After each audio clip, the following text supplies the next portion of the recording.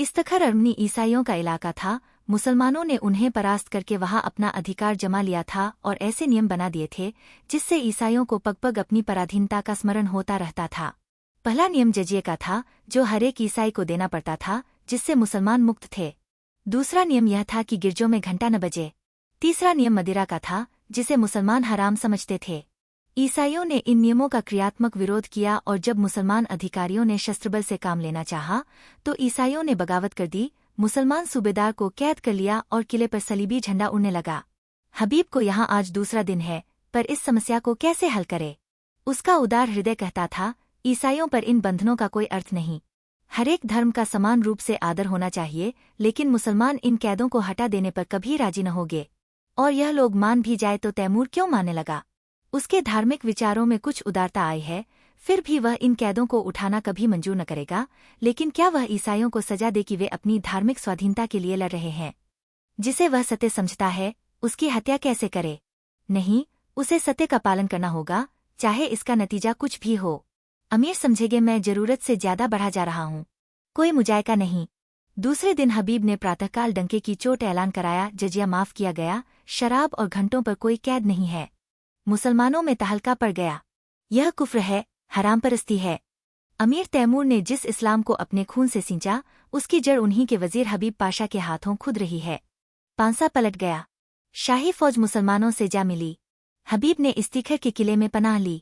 मुसलमानों की ताकत शाही फौज के मिल जाने से बहुत बढ़ गई थी। उन्होंने किला घेर लिया और यह समझकर कि हबीब ने तैमूर से बगावत की है, तैमूर के पास इसकी सूचना देने और परिस्थिति समझाने के लिए कासिद भेजा। 8 आधी रात गुजर चुकी थी। तैमूर को 2 दिनों से इस्तखर की कोई खबर न मिली थी। तरह तरह की शंकाएं हो रही थीं। मन में पछतावा हो रहा था कि उसने क्यों हबीब को अकेला जाने दिया। माना कि वह बड़ा नीतिकुशल है, पर बगावत कहीं जोर पकड़ गई तो मुट्ठी भर आदमियों से वह क्या कर सकेगा? और बगावत यकीनन जोर पकड़ेगी। वहां के ईसाई बला के सरकश है। जब उन्हें मालूम होगा कि तैमूर की तलवार में जंग लग गया और उसे अब महलों की जिंदगी पसंद है, तो उनकी हिम्मत दूनी हो जाएगी। हबीब कहीं दुश्मनों से घिर गया तो बड़ा गजब हो जाएगा।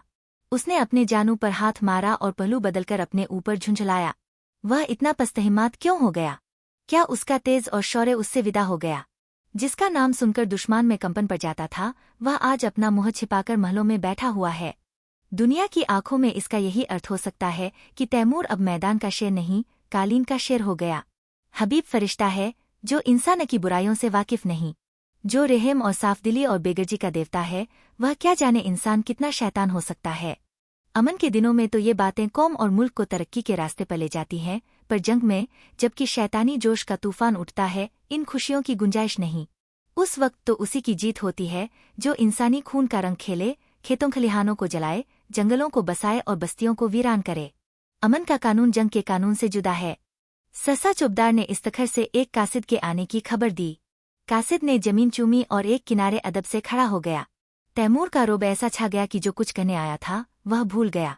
तैमूर ने त्योरिया चढ़ाकर पूछा, क्या खबर लाया है? 3 दिन के बाद आया भी तो इतनी रात गए। कासिद ने फिर जमीन चूमी और बोला, खुदाबंद वजीर साहब ने जजिया मुआफ कर दिया। तैमूर गरज उठा, क्या कहता है? जजिया माफ कर दिया? हाँ खुदाबंद। किसने? वजीर साहब ने। किसके हुक्म से? अपने हुक्म से हुजूर। हूँ। और हुजूर, शराब का भी हुक्म दे दिया? हूँ। गिरजों में घंटे बजाने का भी हुक्म हो गया है? हूँ। और खुदाबंद ईसाइयों से मिलकर मुसलमानों पर हमला कर दिया? तो मैं क्या करूँ? हुजूर हमारे मालिक हैं। अगर हमारी कुछ मदद न हुई तो वहाँ एक मुसलमान भी जिंदा न बचेगा। हबीब पाशा इस वक्त कहाँ है? इस्तखर के किले में हुजूर। और मुसलमान क्या कर रहे हैं? हमने ईसाइयों को किले में घेर लिया है। उन्हीं के साथ हबीब को भी? हाँ हुजूर, वह हुजूर से बागी हो गए, और इसलिए मेरे वफादार इस्लाम के खादिमों ने उन्हें कैद कर रखा है। मुमकिन है मेरे पहुँचते पहुँचते उन्हें कत्ल भी कर दें। बज्जात, दूर हो जा मेरे सामने से। मुसलमान समझते हैं हबीब मेरा नौकर है और मैं उसका आका हूँ। यह गलत है, झूठ है। इस सल्तनत का मालिक हबीब है, तैमूर उसका अदना गुलाम है। उसके फैसले में तैमूर दस्तंदाजी नहीं कर सकता। बेशक जजिया मुआफ होना चाहिए। मुझे मजाज नहीं कि दूसरे मजहब वालों से उनके ईमान का तावान लूं। कोई मजाज नहीं है। अगर मस्जिद में अजान होती है तो कलीसा में घंटा क्यों बजे? घंटे की आवाज में कुफ्र नहीं है। काफिर वह है जा दूसरों का हक छीन ले जो गरीबों को सताए, दगाबाज हो, खुदगर्ज हो। काफिर वह नहीं जो मिट्टी या पत्थर के एक टुकड़े में खुदा का नूर देखता हो, जो नदियों और पहाड़ों में, दरख्तों और झाड़ियों में खुदा का जलवा पाता हो। वह हमसे और तुमसे जागता खुदापरस्त है, जो मस्जिद में खुदा को बंद समझते हैं। तू समझता है मैं कुफ्र बक रहा हूँ? किसी को काफिर समझना ही कुफ्र है। हम सब खुदा के बंदे हैं, सब। बस जा और उन बागी मुसलमानों से कह दे, अगर फौरन मुहासरा न उठा लिया गया तो तैमूर कयामत की तरह आ पहुंचेगा। कासिद हदबुद्धि सा खड़ा ही था कि बाहर खतरे का बिगुल बज उठा और फौजें किसी समरयात्रा की तैयारी करने लगीं। 9 तीसरे दिन तैमूर इस्तखर पहुंचा तो किले का मुहासरा उठ चुका था। किले की तोपों ने उसका स्वागत किया। हबीब ने समझा तैमूर ईसाइयों को सजा देने आ रहा है। ईसाइयों के हाथ पांव फूले हुए थे, मगर हबीब मुकाबले के लिए तैयार था। ईसाइयों के स्वप्न की रक्षा में यदि जान भी जाए तो कोई गम नहीं। इस मामले पर किसी तरह का समझौता नहीं हो सकता। तैमूर अगर तलवार से काम लेना चाहता है तो उसका जवाब तलवार से दिया जाएगा। मगर यह क्या बात है? शाही फौज सफेद झंडा दिखा रही है। तैमूर लड़ने नहीं सुलह करने आया है। उसका स्वागत दूसरी तरह का होगा। ईसाई सरदारों को साथ लिए हबीब किले के बाहर निकला। तैमूर अकेला घोड़े पर सवार चला आ रहा था। हबीब घोड़े से उतरकर आदाब बजा लाया। तैमूर घोड़े से उतर पड़ा और हबीब का माथा चूम लिया और बोला, ऐ सब सुन चुका हूँ हबीब। तुमने बहुत अच्छा किया और वही किया जो तुम्हारे सिवा दूसरा नहीं कर सकता था। मुझे जजिया लेने का या ईसाइयों से मजहबी हक छीनने का कोई मजाज न था। मैं आज दरबार करके इन बातों की तस्दीक कर दूंगा और तब मैं एक ऐसी तजवीज बताऊंगा जो कई दिन से मेरे जहन में आ रही है और मुझे उम्मीद है कि तुम उसे मंजूर कर लोगे। मंजूर करना पड़ेगा। हबीब के चेहरे का रंग उड़ रहा था। कहीं हकीकत खुल तो नहीं गई। वह क्या तजवीज है? उसके मन में खलबली पड़ गई। तैमूर ने मुस्कराकर पूछा, तुम मुझसे लड़ने को तैयार थे? हबीब ने शर्माते हुए कहा, हक के सामने अमीर तैमूर की भी कोई हकीकत नहीं। बेशक बेशक, तुम्हें फरिश्तों का दिल है तो शेरों की हिम्मत भी है, लेकिन अफसोस यही है कि तुमने यह गुमान ही क्यों किया कि तैमूर तुम्हारे फैसले को मनसूख कर सकता है। यह तुम्हारी जात है जिसने मुझे बतलाया है कि सल्तनत किसी आदमी की जायदाद नहीं बल्कि एक ऐसा दरख्त है जिसकी हर एक शाख और पत्ती एक सी खुराक पाती है। दोनों किले में दाखिल हुए। सूरज डूब चुका था। आन की आन में दरबार लग गया और उसमें तैमूर ने ईसाइयों के धार्मिक अधिकारों को स्वीकार किया। चारों तरफ से आवाज आई, खुदा हमारे शाहनशाह की उम्र दराज करे। तैमूर ने उसी सिलसिले में कहा, दोस्तों, मैं इस दुआ का हकदार नहीं हूँ। जो चीज़ मैंने आपसे जबरन ली थी उसे आपको वापस देकर मैं दुआ का काम नहीं कर रहा हूँ। इससे कहीं ज्यादा मुनासिब यह है कि आप मुझे लानत दें कि मैंने इतने दिनों तक आपके हकों से आपको महरूम रखा। चारों तरफ से आवाज आई, मरहबा मरहबा। दोस्तों, उन हकों के साथ साथ मैं आपकी सल्तनत भी आपको वापस करता हूँ, क्योंकि खुदा की निगाह में सभी इंसान बराबर है और किसी कौम या शख्स को दूसरी कौम पर हुकूमत करने का अख्तियार नहीं है। आज से आप अपने बादशाह हैं।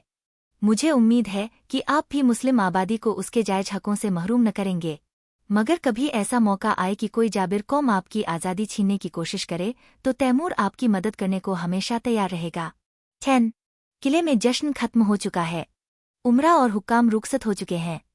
दीवाने खास में सिर्फ तैमूर और हबीब रह गए हैं। हबीब के मुख पर आज स्मित हास्य की वह छटा है जो सदैव गंभीरता के नीचे दबी रहती थी।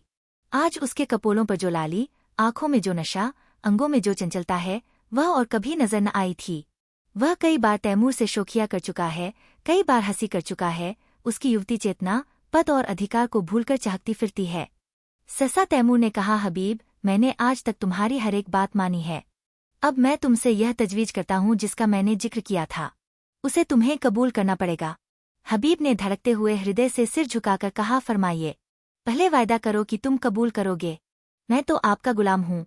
नहीं, तुम मेरे मालिक हो, मेरी जिंदगी की रोशनी हो। तुमसे मैंने जितना फैज़ पाया है उसका अंदाजा नहीं कर सकता। मैंने अब तक सल्तनत को अपनी जिंदगी की सबसे प्यारी चीज समझा था। इसके लिए मैंने वह सब कुछ किया जो मुझे न करना चाहिए था। अपनों के खून से भी इन हाथों को दागदार किया, गैरों के खून से भी। मेरा काम अब खत्म हो चुका। मैंने बुनियाद जमा दी, इस पर महल बनाना तुम्हारा काम है। मेरी यही इल्तिजा है कि आज से तुम इस बादशाहत के अमीर हो जाओ, मेरी जिंदगी में भी और मरने के बाद भी। हबीब ने आकाश में उड़ते हुए कहा, इतना बड़ा बोझ मेरे कंधे इतने मजबूत नहीं हैं। तैमूर ने दीन आग्रह के स्वर में कहा, नहीं मेरे प्यारे दोस्त, मेरी यह इल्तिजा माननी पड़ेगी। हबीब की आंखों में हंसी थी, अधरों पर संकोच। उसने आहिस्ता से कहा, मंजूर है। तैमूर ने प्रफुल्लित स्वर में कहा, खुदा तुम्हें सलामत रखे। लेकिन अगर आपको मालूम हो जाए कि हबीब एक कच्ची अक्ल की कुंवारी बालिका है तो वह मेरी बादशाहत के साथ मेरे दिल की भी रानी हो जाएगी। आपको बिल्कुल ताज्जुब नहीं हुआ? मैं जानता था। कब से? जब तुमने पहली बार अपनी जालिम आंखों से मुझे देखा। मगर आपने छिपाया खूब। तुम्ही ने सिखाया। शायद मेरे सिवा यहाँ किसी को यह बात मालूम नहीं। आपने कैसे पहचान लिया? तैमूर ने मतवाली आंखों से देखकर कहा, यह न बताऊंगा। यही हबीब तैमूर की बेगम हमीदा के नाम से मशहूर है। Please like and subscribe.